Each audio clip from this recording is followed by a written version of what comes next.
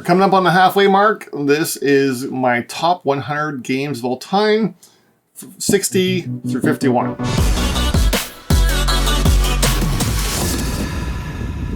Hey, I'm Will. This is Cartographers. This is a channel where we like to play solo games. We do some playthroughs, reviews, got some guests, some discussions. We'd love to hear any suggestions for topics or ideas to talk about. And I'm finally sitting down to do my top 100 games of all time. I've not yet to do it on this channel. And I'm just very excited to share the love of all these games for you guys. These are the top 100, and even every game in my collection pretty well are games that I just adore and want to share with people. And if you find some new recommendations, things you love here too, let me know. Love to hear about game, if it's a success of your group, or if there's ones you think I should take a look at, let me know in the comments. So this is number 60 is The Crew, and specifically the Mission Deep Sea. They're both great versions, the original Quest for Planet 9 and Mission Deep Sea. Quest for Planet 9 has more of a scenario structure where you can play them in order or pick and choose scenarios of increasing difficulty. I like the Mission Deep Sea because my group doesn't like trick-taking games quite that much. So, when the odd times I do get to play it, I like the nature of being able to randomly deal out cards, objective cards that dictate what the objectives and what the difficulty are for that round. And that way there's near infinite replayability, as well as I don't have to track progress and stuff like that. But it is a trick-taking game, kind of like euchre or spades, but you're working cooperatively to fulfill goals. For example, I need to win the pink 3, and it needs to be the third objective completed. But then, Ferran needs to get the 7 green, and John needs the 8 blue, or something like that. So we're trying to play trick-taking in the very basic trick-taking rules, but in order to make that happen cooperatively without table talking what cards we have. Although the limited communication of being able to say, pink 3 is the, lowest pink I have, and that's the only indication you can make, and once per round, you essentially get to choose something like that. So it's very interesting to make that decision. Number 59 is Hallertau. This is another game from Uwe Rosenberg. This is one of his newer, bigger box games. And it is you're kind of going through 2 different phases over multiple rounds. First phase is a worker placement game where you have essentially a pile of these action cubes, and then you're picking a worker spot and then putting the amount of cubes on them based on the spot's requirements. And those requirements will grow. So every spot on the board starts off only requiring 1 cube, but so the first person to go there gets to do it for 1, but the next person has to do it for 2, and the next person does it for 3.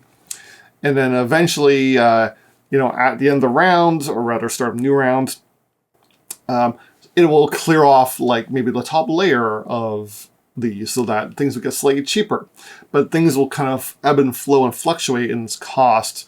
And in that way, you typically aren't, also because of the variety and the overlapping options, you're never really blocked out, but you don't necessarily get the ones you want or the most efficient action. There's a little bit of card play. It's not quite as impactful as something like Agricola, but you are trying to kind of fulfill cards to get a leg up and get more resources and get some engine building going and get some more in-game scoring and stuff like that. But the main gist of the game is after everybody has done their worker placement, you're left with just a ton of actions. You might do a little bit of kind of like clearing resources off the fields, milking your sheep, and then comes the building moving. And in this game, you have a series of, I think, 5 kind of sheds and a bunch of rocks blocking them. And you have to move the rocks, slide the buildings over, and then your big building slides over. It's not really the mag, but it means that you have to pay the resources required by those facilities or by those sheds in order to make them move, and increasingly in combinations. So, like maybe the dairy one requires meat or milk or something like that in order to move it, but next round is going to require 3 of those, or there might be a discount, so it might be like 2 if you pay 1 of each, or 3 if you only pay 1 type. So you really have to balance when to pay for things in order to get those discounts. You want a variety of stuff, so you can make use of those discounts when you pay more variety. And of course, the more you slide everything down, the more your big building slides, the more action cubes you get for the next round. So it grows and grows. This game is probably best at solo or at smaller player counts. But because it's so heads down for the action parts, if you don't mind that kind of game, then it works for any count. Number 58 is one of the biggest roll and write games you can find out there. This is Hadrian's Wall. And this, you have got 2 big sheets of paper. Actually, there's no rolling. This is a meeple and write, you could call it. You get a certain amount of meeples to start each round, and you're spending them to trigger different spots. And it is a large sandboxy Roman style or Roman themed game where you are trying to, reinforce and build up the walls and troops to fight off the barbarians. But you also, you can build theaters, you can you train gladiators in the ring and then fight them. You can, trade commodities, you can build temples. There's just, so much to explore and do, and so much essentially like little mini games, but they are all interconnected in interesting ways where, this mini game might give you the resource to go into that mini game, and that mini game gives you that resource, and your scoring goes up and up and up and up, and you get more and more each round, and it's exciting. It's very heads down. There's almost no interaction. In fact, interactions between players are a little weird. So it's probably best at solo, but it is just a ton of fun to experiment with. Number 57 is Sprawlopolis. This is the complete opposite game. This game is tiny little card game. Comes in a little wallet. There are 3 different games in the series now. Any one of them will do. I have all 3. You can even combine them if you have the Combopolis expansions. But even the base game is plenty. You shuffle up your 18 cards. You pick 3 of them to be the goals for that game, and then you draw 3, place, refill, place until you're finished. And these cards have a series of 4 buildings on them, and then landscape types, and then like a road going through it. And you're trying to connect roads to diminish the amount of points you lose, because roads are bad. You always have to overlap stuff, so you're slowly building up this map of tiles or map of cards. And then, of course, the scoring objectives are really what make the game sing. Maybe you want blue buildings on the outside edge, and maybe you want the largest chunk of greens, or maybe you want a column of yellows, or something like that. And so with the variety of different scoring and the different combinations, this is probably best at solo, but it just makes a real quick solo game that you can just bring anywhere with you because of its size. Number 56 is Cartographers. This is another pretty small box flip and write game. You have a map, and then each round, each turn, a card will flip, and it tells you what shape to draw and in what colors. And it usually gives you a choice of 2 colors, and maybe a choice of 2 shapes depending on the card. And then you have to draw that on your map somewhere. And each time you play, there's a different kind of randomized series of scoring cards will come out, one for each type of thing. So maybe this game we're playing with groups of 6 red houses or more score. You have fields don't want to be touching rivers, and you have forests want to be in every You want a force square in every hex and every row and every column of your map, or something like that. And so you were trying to, fill in your map and best fit these things as well. But then, every once in a while, a monster shows up. And the monster, you hand your sheet to the player to your right, and they get to draw that monster in. And they're going to put it in the worst possible spot for you that makes it the most annoying to place things around it and in order to defeat it. Because you're going to lose a point, you get a -1 point for each open space around those monsters. And so you want to try to block them in with newly drawn shapes as fast as you can. It's a great game, fantastic solo, especially if you can sit there. I highly recommend you get some coloring pencils or some gel pens and just take your time. It's meditative with the coloring, and it's a nice little puzzle. It's a great game to sit down with some coffee or something. Number 55 is Woodcraft. This is a Vladimir Suchy game where you are, I guess the theme is a little weird. You're like elves or something trying to make toys and furniture, but you also have to worry about marketing and sales and stuff. So it's a little strange that way. But the main kind of gist of the game is the dice is wood. And there's 3 different types of wood. There's green wood, yellow wood, and brown wood. And you are... you're buying wood, you're selling wood, you're using your various tool and item cards to, cut wood. So you take a 5 and you split into a 2 and a 3. And now the 3 can fulfill this contract that requires a bunch of different things. You can glue wood together to make bigger pieces. You can add chunks to it. Like I said, taking contracts and fulfilling contracts is key to the game. Building up your advertising points is a thing that happens, and it becomes a really neat type puzzle of this manipulating dice to get what you need. There's also very cool action selection mechanism where it looks complicated at first because it's on like a big dial and actions move around clockwise, but really all you need to know is the less used an action is, the more valuable it will become. So that's kind of key there. It's a pretty short game too. It doesn't outstay its welcome, and it has a lot to explore and to try out. So it's a lot of fun. Number 54 is Hive. This is a chess-like abstract game. You do not need a board. There's a bunch of hex tiles, and on your turn, you are either placing a new tile, touching one of one of your existing tiles, but not touching an opponent's tile, or you're spending your turn to move one of your bugs around the hive. The hive is just the play area. And each bug tile that you have moves in a different way. Grasshoppers leap over stuff. Ants can go anywhere around the outside. Beetles crawl up on top and then fall down off the other side of the hive.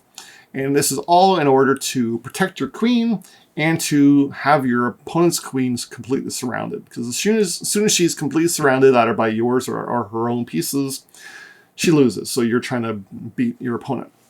And the emergent gameplay that comes from this, the tactics and the blocking each other and trying to get each other into position is very interesting.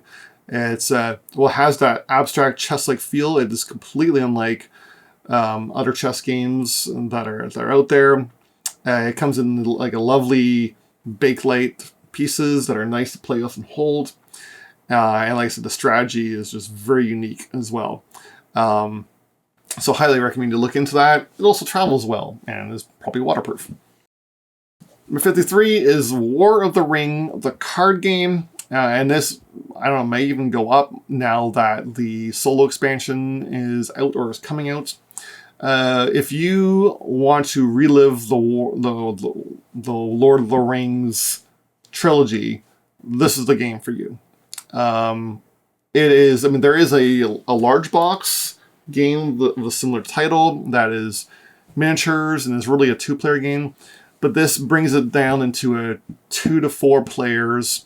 Much shorter gameplay. There's different modes where you can play shorter versions, but even if you just want to play the entire movie, or essentially, or an entire trilogy of books, you really feel like you're progressing through those. The battles are epic, the sneakiness, the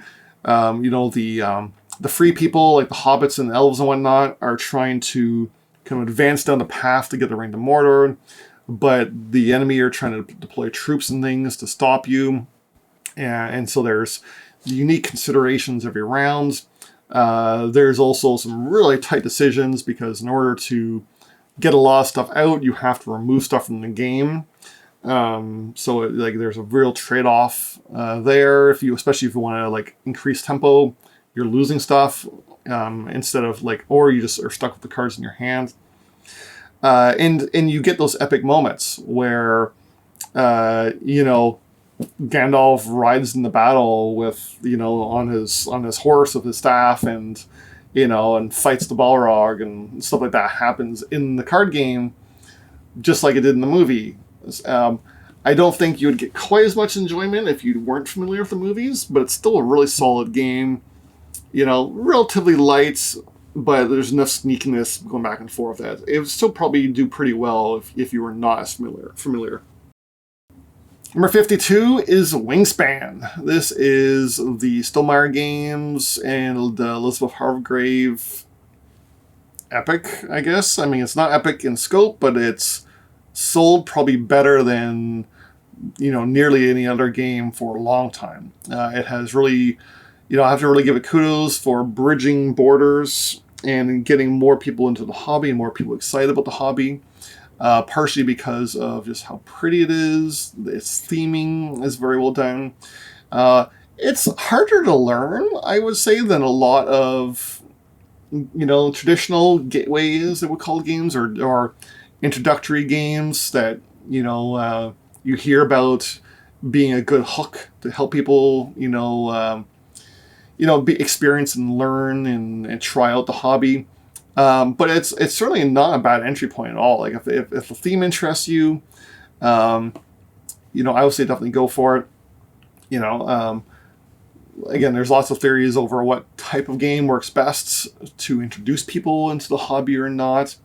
I think it really just comes down to what are they interested in and what's their tolerance for learning rules. That's probably the most complicated thing, but this hits a sweet spot. My wife loves it. It's great at 2 players. It's great solo. It's great at 4. I hesitate to say I would ever want to play it again at 5 or more. It's just too long at those player counts. But it's got some great tableau engine building where you're playing more and more birds. You're getting eggs. You're tucking things. You're getting resources. And it all comes together in just a great package. So it's highly recommended. And number 51 is another Stonemaier game, and this is Tapestry. I know Tapestry is more divisive, but I love it anyways. It's essentially tracks the game, but the tracks are impactful. Each turn, you are spending resources to move up one of the 4 tracks, or 5 if you have the expansion. I don't have any of the expansion content yet, but I've played it all with some friends. And you're just moving up with the tracks. And the tracks either get you technologies that help you unlock cool stuff as you upgrade them, or it might give you some military command to conquer and expand your regions. It might help you explore to get more stuff out in order to score adjacency points and bonuses. There's a science track that gives you a smattering of things. And all this is to kind of not only go up those tracks, but with the main goal of clearing off the buildings from your building rows. So you have some rows of kind of pre-stacked buildings where the more you reveal them, the more resource production they reveal underneath of them, the more in-game scoring they reveal underneath them. And then those buildings you take off will then fit on your civilization or on your city mat. And so there's a mat that's like a grid, and you're trying to fill in the blanks and spaces in order for bonus objectives and scoring and stuff. So it makes for a neat little puzzle. It's essentially like a big box roll and write game. There's no writing, but there's a little bit of rolling, but it's got that feel to it where like, oh, this bonus gives me that bonus, gives me that bonus, and I place it over here and I fill this in. It has that feel to it, and that's why it's just fun. Whether the factions are totally balanced or not, it doesn't matter when you're playing solo. They're all balanced when you're solo. they're just fun to play with.